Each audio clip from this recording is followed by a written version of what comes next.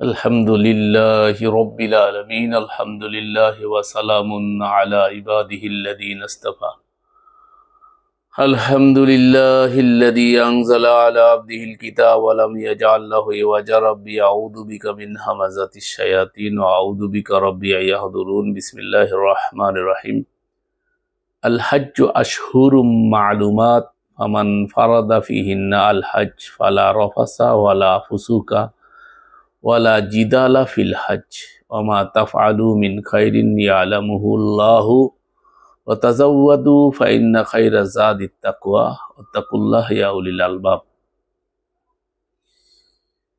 সম্মানিত সুধী দর্শক শ্রোতা, আবাস প্রবাসের দিনী ভাই ও ভগ্নীগণ, মহান রবের শুকরিয়া জ্ঞাপন করছি যিনি আপনাকে আমাকে আল কোরআন থেকে জানা বোঝার জন্য শরীক হওয়ার তৌফিক দান করছেন। এই জন্য আমরা আল্লাহ রাব্বুল আলামিনের কাছে শুকরিয়া আদায় করছি, আলহামদুলিল্লাহ। তো সম্মানিত সুধী, আজকে আমরা আপনাদের সম্মুখে হজের একটি বিষয় নিয়ে একেবারে আমার নিজস্ব কিছু কথা আপনাদের সামনে তুলে ধরতে চাই। হজের নামে আমরা কি করছি সেটা কতটুকু যুক্তিযুক্ত সেটা আপনারা নিজেরা বিবেচনা করবেন যে আসলে কি হচ্ছে। হজ সমাগত এবং হজের জন্য মানুষ এখন হজে রওনা হয়েছে, অনেকে চলে গেছে, যাচ্ছে। তো হজ কুরবানি রিলেটেড, এই জন্য আমরা আপনাদের সম্মুখে এই বিষয়ে ধারাবাহিক আলোচনা করে যাচ্ছিলাম। তো আজকে আমি আপনাদের সম্মুখে হজ নিয়ে কিছু কথা বলবো। এটা আমার নিজস্ব একান্ত আপনাদের বিবেককে নাড়া দেওয়ার জন্য বলছি। যদি আপনাদের বিবেক বুদ্ধিতে লাগে তাহলে সেটা বিবেচনায় নেবেন, আর যদি বিবেক বুদ্ধিতে না লাগে তাহলে এটা গ্রহণ করবেন না। আমার কোনো কথা আপনাদের কারোর জন্য মানা বাধ্যতামূলক নয়, তবে আমার কথাকে আপনারা আল কোরআনের সাথে বাছাই করে বোঝার চেষ্টা করবেন বলে আশাবাদ পোষণ করছি। তো আমরা সকলে জানি যে মুসলমানদের জন্য হজ একটা ফরজ ইবাদত, এটা আমাদের সকলের জানা। আমরা এটাও জানি যে হজ করলে নাকি মানুষ নিষ্পাপ হয়ে যায়। এটা আমাদের সমাজে লাহুয়াল হাদিস ভিত্তিক ধারণা আমাদেরকে দেওয়া হয়েছে এবং সেটা আমাদের অনেকেরই ধারণা যে হজ করলে আমরা নিষ্পাপ হয়ে আসি। এই জন্য আমরা দেখতে পাই যে আমাদের সমাজে অনেক দুর্নীতি করেও শেষে মানুষের সম্পদ, হাজার হাজার বিঘা জমি অন্যায়ভাবে নিয়ে রিসোর্ট তৈরি করা, তারপরে বেগম পাড়ায় বাড়ি করে হজ করে দেখতেছি নিজেরা মনে করছে যে আমি যত অপরাধ করছি সমস্ত অপরাধ আমরা মুক্ত হয়ে যাব, নিষ্পাপ হয়ে যায়। হাদিসে যেমন আছে, ধারণা দেওয়া হয়েছে যে কারো যদি হজে মাবরুর হয় সে নিষ্পাপ হয়ে যায়। হজ করলে মানুষ যদি নিষ্পাপ হয়ে যেত তাহলে সমাজে একটা পাপী বান্দা খুঁজে পাওয়া যেত না। পৃথিবীতে এমন একজন মানুষ দেখাতে পারবেন যে হজ করে এসে পাপের জীবন ত্যাগ করে দ্বীনের পথে নিজেকে বিলীন করে আল্লাহর কাছে আত্মসমর্পণ করে দিয়েছে? তাহলে বুঝতে পারতাম যে উনি হজ করে নিষ্পাপ হয়ে গেছে। বড় আফসোস লাগে সব কথা বলতে, তারপরেও বলতে হচ্ছে। আপনাদের বিবেককে একটু নাড়া দিতে চাচ্ছি, একটু বোঝার চেষ্টা করুন। তারপরে আমরা তো মনে করছি যে পাপ মুক্ত হয়ে যাচ্ছি। পাপ কি এভাবে মৌকুফ হয়? পাপ মুক্ত হওয়া কি এত সহজ যে 8-10 লাখ টাকা খরচ করে হজ করলেই নিষ্পাপ হয়ে যায়? তাহলে পৃথিবীতে প্রতিটা মানুষ তার জীবনের সমস্ত ইনকাম নিয়ে বা ইনকাম খরচ করে সকল সম্পদ বিক্রি করে হলেও জীবনে একবার হজ করেই মৃত্যুবরণ করত, কেউ বাদ থাকতো না। তার কারণ হলো হজ করলে যদি নিষ্পাপ হওয়া যায়, পরকালে নাজাত পাওয়া যায়, তাহলে তো এই কাজটা সকলেই করত। আবার বলা হয়ে থাকে যে হজ ধনীদের জন্য, জাকাত ধনীদের জন্য। ইসলামের যে পঞ্চস্তম্ভের কথা বলা হয় সেখানে বুনিয়াল ইসলাম আলা খামসিন শাহাদাতি আল্লাহ ইলাহা ইল্লাল্লাহ ওয়া আন্না মুহাম্মাদুর রাসূলুল্লাহ, ইকামাস সালাহ ওয়া ইতাইজ যাকাত ওয়াল হজ ওয়া সাওমি রমাদান। এটা হচ্ছে আমার যতটুকুন ধারণা, সেটা হলো মূল্যতন্ত্রের ব্যবসা বাণিজ্যকে চমকানোর জন্য এই সমস্ত হাদিস গড়া হয়েছে। আর দেখেন, আমি ইতিপূর্বে আপনাদেরকে জানিয়েছি এগুলো সব হলো মূল্যতন্ত্রের ব্যবসা বাণিজ্যকে টিকিয়ে রাখার জন্যই পঞ্চস্তম্ভ গড়ে তোলা হয়েছে। আর এই আমাদের সমাজটা পঞ্চস্তম্ভের ভিতরে ঘুরপাক খায়। বিশেষ করে ইমানের ব্যাপারেও তো সমস্যা আছেই। ইমান নিয়ে এত আলোচনা নয় যত সালাত নিয়ে আলোচনা। আর মৌসুমি হজ আসলে হজের সময়, মৌসুমি কুরবানি আসলে কুরবানি নিয়ে যত চর্চা হয়, আসলে এতটা চর্চা আমরা দেখতে পাই না যে সত্যিকারের রিয়েলি যেসব বিষয়গুলো কোরআনে আল্লাহ পাক উল্লেখ করেছেন সেইগুলো নিয়ে আমাদের কোনো মাথায় ব্যথা নাই বললেই চলে। তো আমরা মনে করতেছি যে এটা করলেই আমরা হজ করলেই আমরা নিষ্পাপ হয়ে যাব। যেটা বলা হয়ে থাকে পঞ্চস্তম্ভের মধ্যে একটা স্তম্ভ হলো হজ, সেটা ধনীদের জন্য ধরা হয়েছে এবং জাকাত ধনীদের জন্য ধরা হয়েছে। আমরা কোরআনে দেখতে পাই যে জাকাত সকলের জন্য, যেহেতু জাকাতের মাধ্যমে মানুষ জাকা হয় মানে পবিত্র হয়, তাহলে পবিত্র তো সকলকেই হতে হবে। পবিত্র আর পরিশুদ্ধ না হলে কেউ নাজাত পাবে না আল্লাহর কাছে। তো হজের বিষয়টাও এরকমই।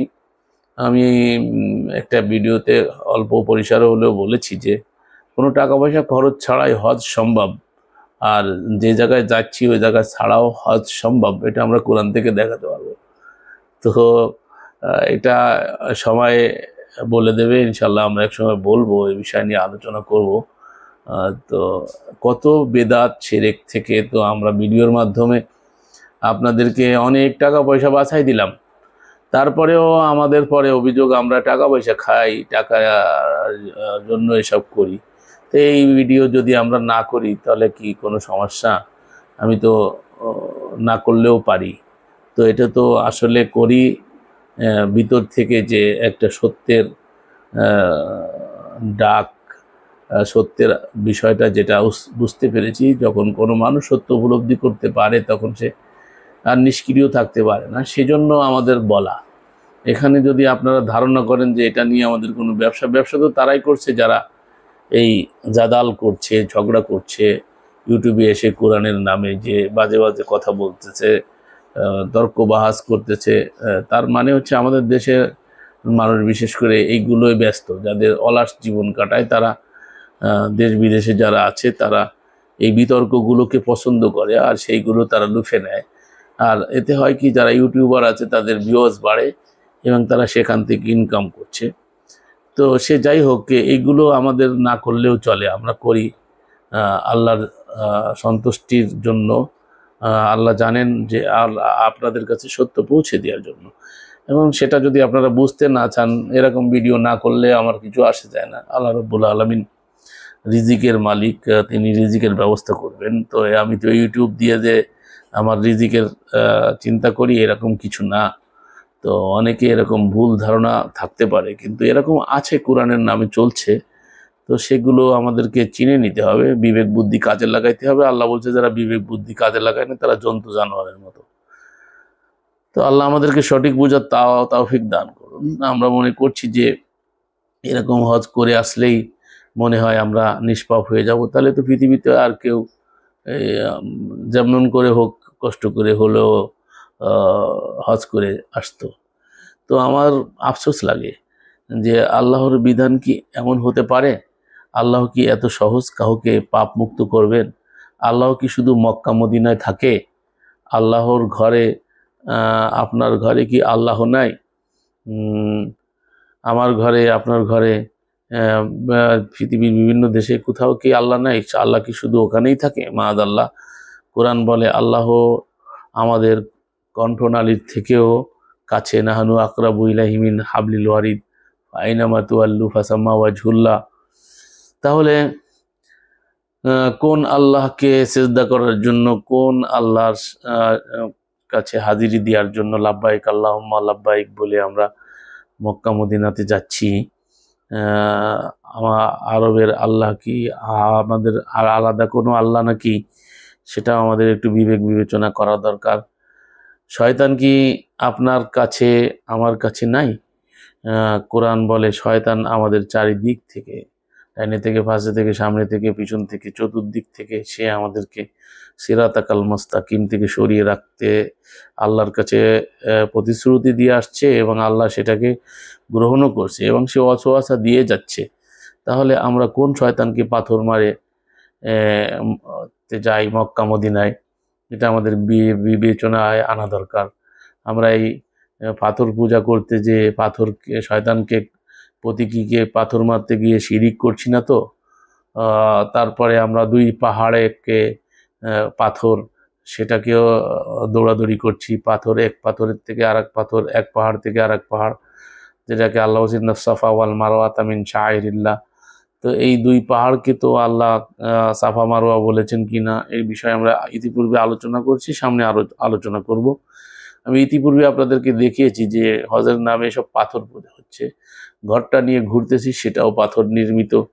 তারপরে যে পাথরে গিয়ে চুমা দিচ্ছি, তারপরে আপনার এই মাকামে ইব্রাহিমে সালাত আদায় করছি, পাথর নির্মিত। তার ভিতরে একটা জুতো, গ্লাস দিয়ে ঘেরা একটা জুতোর প্রতীকী বা পায়ের পদচিহ্ন প্রতীকী, সেখানে গিয়ে আমরা সেজদা করছি। তো এগুলো পেগানদের বিষয়টাকে ইসলামের নামে চালিয়ে দেওয়া হয়েছে কিনা সেটা কি আমরা কখনো ভেবেছি?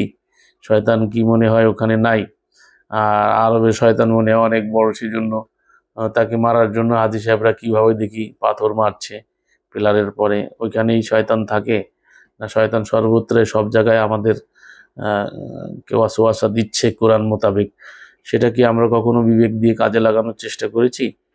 আমাদের বিবেক আজ পচে গলে শেষ হয়ে গেছে। আমরা আমাদের জ্ঞান, বিবেক, আকল না খাটিয়ে ছুটে চলেছি মরীচিকার পিছনে, আর তারই খেসারাত দিতে হচ্ছে বিশ্বের কোটি কোটি জনপদে মানুষ কিভাবে নিধন হচ্ছে। হজের নামে এত টাকা পয়সা খরচ করছি, আর যেখানে যাচ্ছি তারা এই হজের টাকা নিয়ে তারা আনন্দ ফুর্তি করছে, প্রমোদ তৈরি করছে, সেখানে নিয়ে নর্তকীদেরকে নিয়ে নাচ গান করছে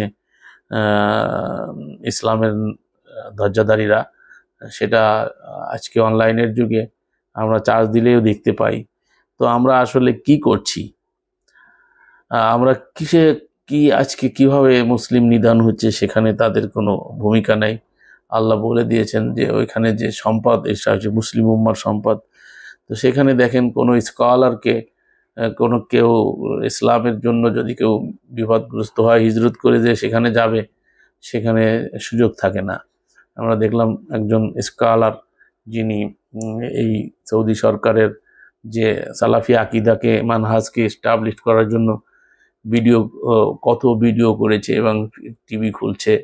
সেই টিভি খুলে সে এত বড় একজন স্কলার, কিন্তু যখন তাকে ভারত থেকে বের করে দিল, তো সৌদি আরবে তারা সে জায়গা পেল না, তাকে মালয়েশিয়ায় স্থান নিতে হলো। তাহলে আমাদেরকে কেউ যদি, বরং আমরা দেখতে পাই যে সৌদি আরবে যদি কেউ সঠিক কোনো ভালো আলেম, যিনি কোরআনের সঠিক তথ্য তুলে ধরতে চান, তাকে গুম করে দেওয়া হয় বা তাকে খুঁজে পাওয়া যায় না, বা সে অবহেলিত থাকে। একই অবস্থা সারা বিশ্বময় তাদের দালাল হুজুররা যেখানে যেখানে আছে, তারা এই হজ ব্যবসাটাকে জমজমাক, হজের ওয়াজ টোয়াজ করে, মক্কা মদিনার ওয়াজ করে, মদিনা করে করে জিকির করছে। আর এখানে নিয়ে যেয়ে আমাদেরকে নিষ্পাপ বানানোর যে ওয়াজ করছে, তারাও এখানে লাভবান হচ্ছে। মুআল্লিমগুলো, বাংলাদেশের যারা হজে পাঠায়, তারা লাভবান হয়। আর সৌদি সরকারের পরিস্থিতি তো সবাই জানা, ট্রিলিয়ন ডলার কামাচ্ছে এই পৃথিবীর সমস্ত মুসলিমদের থেকে। আর সেটা নিয়ে তারা মুসলিম উম্মার পিছনে কি করছে না করছে সেগুলো সর্বজন বিদিত। এটা আর আমার বলার প্রয়োজন আছে বলে আমি মনে করি না। তাহলে আসুন আমরা সবাই আল কোরআনকে পড়ি, কোরআন থেকে খুঁজে বের করি কোনটা সিরাতুল মুস্তাকিমের পথ আর কোনটা শয়তানের পথ। আমার কথা যদি কেউ কষ্ট পেয়ে থাকেন, দয়া করে ক্ষমা করবেন, ক্ষমা সুন্দর দৃষ্টিতে দেখবেন। এবং আমি আশা করি যে আপনারা সত্যটাকে উপলব্ধি করার চেষ্টা করবেন এবং এই সত্যের পথে অবিচল থাকার চেষ্টা করবেন। কোরআনকে বুঝে বুঝে প্রত্যেকটা আমলের ক্ষেত্রে যা কিছু করতে যাব তার আগে কোরআন থেকে বুঝে নেওয়ার চেষ্টা করব। আর অনুবাদগত যে সমস্যা আমরা বারবার বলছি, সেটা হলো যে হাদিস ভিত্তিক অনুবাদের ফলশ্রুতিতে আমরা সত্য কাছে যেতে পারি না। তো আমি চেষ্টা করেছি হজ কুরবানি নিয়ে আপনাদেরকে কোরআন থেকেই দেখানোর জন্য, কোরআনের সত্যিকারের অর্থটাকে প্রকাশ করার জন্য। তারপরেও আমার ভুল ভ্রান্তি থাকতে পারে, তো সেই জন্য আমি আল্লাহর কাছে ক্ষমা চাই। আপনারাও ভুল থেকে আল্লাহ যেন আপনাদেরকে বাঁচিয়ে রাখে সেই কামনা রাখছি আল্লাহ রাব্বুল আলামিনের কাছে। এবং সত্য উপলব্ধি করুন এবং সত্যটাকে বোঝার চেষ্টা করুন, কোরআন থেকে জানুন, জীবন গড়ুন কোরআন থেকে, এই আশাবাদ ব্যক্ত করে আজকে এখানে শেষ করছি। আমা আলার রসুল ইল্লাল বালাগুল মুবিন।